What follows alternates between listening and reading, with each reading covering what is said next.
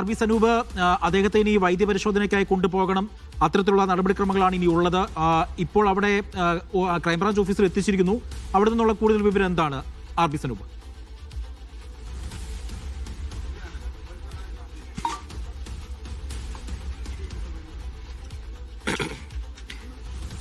അജി, നേരത്തെ തന്നെ കണ്ഠര് രാജീവരോട് ഹാജരാവാൻ വേണ്ടി പ്രത്യേക അന്വേഷണ സംഘം ആവശ്യപ്പെട്ടിരുന്നു. അതിന്റെ അടിസ്ഥാനത്തിൽ അദ്ദേഹത്തോട് ഇന്ന് വരാനും പറഞ്ഞിരുന്നു. അപ്പോൾ നമുക്ക് ലഭ്യമായിട്ടുള്ള ഒരു പ്രകാരം അദ്ദേഹത്തെ ഒരു രഹസ്യ കേന്ദ്രത്തിൽ വെച്ച് ചോദ്യം ചെയ്യുകയും അതിനുശേഷം അവിടെ നിന്ന് ഈ പ്രത്യേക അന്വേഷണ സംഘത്തിന്റെ അകമ്പടിയോടുകൂടിയാണ് നേരെ ഇഞ്ചക്കലുള്ള ക്രൈംബ്രാഞ്ചിന്റെ ഓഫീസിലേക്ക് എത്തിച്ചത്. ഇപ്പോൾ ഇവിടെ വെച്ചും ചോദ്യം ചെയ്യൽ ഉണ്ടാവും. അതിനുശേഷമായിരിക്കും അറസ്റ്റ് രേഖപ്പെടുത്തി ഈ വൈദ്യപരിശോധന നടത്തി നേരെ കൊല്ലം വിജിലൻസ് കോടതിയിലേക്ക് കൊണ്ടുപോവുക. അവിടെയാണ് ബാക്കി നടപടിക്രമങ്ങൾ നടക്കുക. ഇന്ന് തന്നെ അറസ്റ്റ് രേഖപ്പെടുത്തി റിമാൻഡിലേക്ക് പോകാനുള്ള സാധ്യതയാണ് മുന്നിലുള്ളത്. കാരണം നേരത്തെ നമ്മൾ കണ്ട ഈ നേരത്തെയുള്ള 10 പ്രതികളുടെയും അറസ്റ്റ് രേഖപ്പെടുത്തുന്നതെല്ലാം തന്നെ ഇതേ രീതിയിലായിരുന്നു.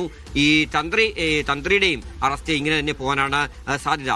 ഇനി ഒരു പ്രധാനപ്പെട്ട കാര്യം അജി സൂചിപ്പിച്ചതുപോലെ നേരത്തെ പത്മകുമാർ വിളിച്ചു പറഞ്ഞ ഒരു പ്രധാനപ്പെട്ട കാര്യമുണ്ടായിരുന്നു. ഇതിന് പിന്നിൽ ദൈവതുല്യനായിട്ടുള്ള ഒരാൾ ഉണ്ട് എന്നുള്ള കാര്യം എടുത്തു പറഞ്ഞിരുന്നു. പക്ഷെ അത് കടകംപള്ളി സുരേന്ദ്രനായിരുന്നു. മുൻ ദേവസ്വം മന്ത്രിയായിരുന്ന കടകംപള്ളി സുരേന്ദ്രനാണോ അതോ മറ്റാരെങ്കിലും ആയിരുന്നു എന്നുള്ള കാര്യത്തിൽ ഒരു സംശയം നിലനിന്നിരുന്നു. പക്ഷേ തന്ത്രിയുടെ അറസ്റ്റ് കൂടി രേഖപ്പെടുത്തുമ്പോൾ ഒരുപക്ഷെ പത്മകുമാറിന്റെ ആ വാക്കുകൾ അത് ഈ തന്ത്രി കണ്ഠര് രാജീവരിലേക്കാണോ വിരൽ ചൂണ്ടിയത് എന്ന് നമുക്ക് സംശയിക്കേണ്ടിയിരിക്കുന്നു. പക്ഷെ അതിൽ വ്യക്തതയൊന്നും നമുക്ക് പറയാൻ കഴിയത്തില്ല. കാരണം നിലവിലിപ്പോൾ 10 പേരുടെ അറസ്റ്റാണ് രേഖപ്പെടുത്തിയിട്ടുള്ളത്.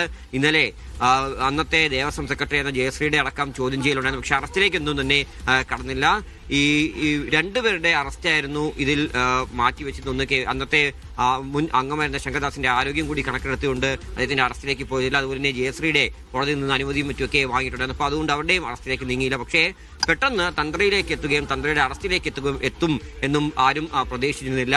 എന്തായാലും വിശദമായിട്ടുള്ള ചോദ്യം ചെയ്യൽ വേണം. നേരത്തെ ഞാൻ പറഞ്ഞതുപോലെ ഉണ്ണികൃഷ്ണൻ പോറ്റിയെ ശബരിമലയിലേക്ക് എത്തിച്ചത് തന്ത്രി കണ്ഠര് രാജീവരാണ് എന്നുള്ള മൊഴിയാണ് മുൻ ദേവസ്വം പ്രസിഡന്റായിരുന്ന പത്മകുമാർ പ്രത്യേക അന്വേഷണ സംഘത്തിന് നൽകിയത്. അതിന്റെ കൂടി അടിസ്ഥാനത്തിൽ എന്തായിരുന്നു ഉണ്ണികൃഷ്ണൻ പോറ്റിയും തന്ത്രിയും തമ്മിലുള്ള ബന്ധം, ഈ മറ്റ് സംസ്ഥാനങ്ങളിലടക്കം അവിടെ പൂജയും മറ്റും നടത്തിയത് ഈ ഉണ്ണികൃഷ്ണൻ പോറ്റി പറഞ്ഞിട്ടാണ്. അപ്പോൾ അതുകൊണ്ട് തന്നെ ഇവർ തമ്മിലുള്ള ആത്മബന്ധം എത്രത്തോളം വലുതാണ്, സാമ്പത്തികമായിട്ടുള്ള ഇടപാടുകൾ നേട്ടങ്ങളെല്ലാം തന്നെ അന്വേഷിക്കേണ്ടതുണ്ട്.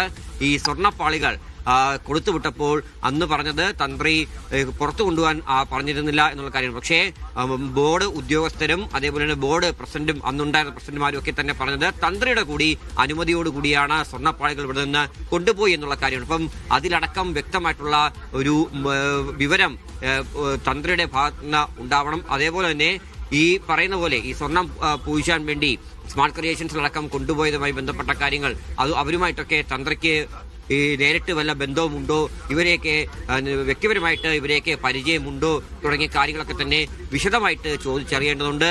എന്തായാലും നിർണായകമായിട്ടുള്ള ഒരു അറസ്റ്റിലേക്കാണ് പ്രത്യേക അന്വേഷണ സംഘം കടക്കുന്നത്. മറ്റ് വിഗ്രഹങ്ങളൊക്കെ ശബരിമലയിൽ നിന്ന് പോയിട്ടുണ്ടെന്നുള്ള കാര്യങ്ങളൊക്കെ പുറത്തു വന്നു. പക്ഷേ അതിലേക്കൊന്നും തന്നെ നീങ്ങാതെ ഈ സ്വർണ്ണക്കൊള്ളയുമായി ബന്ധപ്പെട്ട അന്വേഷണത്തിൽ തന്നെ ഊന്നി അതുമായി ബന്ധപ്പെട്ടവരുടെ ചോദ്യം ചെയ്ത് അറസ്റ്റ് രേഖപ്പെടുത്തി കൃത്യമായിട്ടുള്ള റിപ്പോർട്ട് ഹൈക്കോടതിയിൽ കൊടുക്കുന്നതിന്റെ നീക്കം തന്നെയാണ് ഇപ്പോൾ ശബരിമല സ്വർണ്ണക്കൊള്ളയുമായി ബന്ധപ്പെട്ട് ഏറ്റവും നിർണായകമായ ഒരു അറസ്റ്റാണ് നടന്നിരിക്കുന്നത്.